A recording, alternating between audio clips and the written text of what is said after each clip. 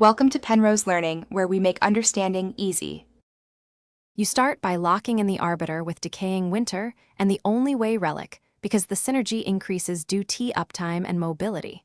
First actionable step.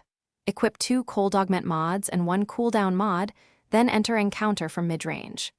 Once positioned, immediately cast Mobility buff to close distance and pre-aim your AoE cone.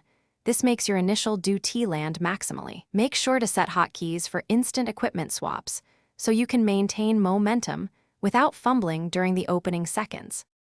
Once the fight begins, initiate with Decay Pulse to seed DT, then immediately channel the Only Way beam to apply stacking debuffs. This is why you pre-aimed. After that, cycle between breath bursts and quick melee to keep stacks while preserving energy.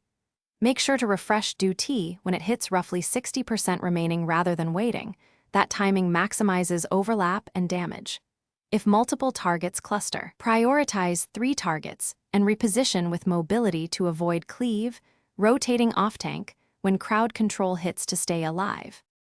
To finish, build stacks and unleash your ultimate at about 20% boss health so you convert accumulated DT into a lethal burst.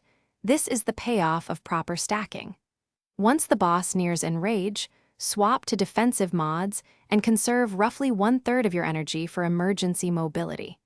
If you notice Decaying Winter falling off, immediately reapply and use cover to avoid interruptions. This is the key troubleshooting tip.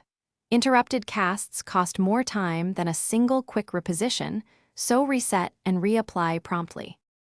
Thanks for watching. If this was helpful, leave a like and consider subscribing. See you next time.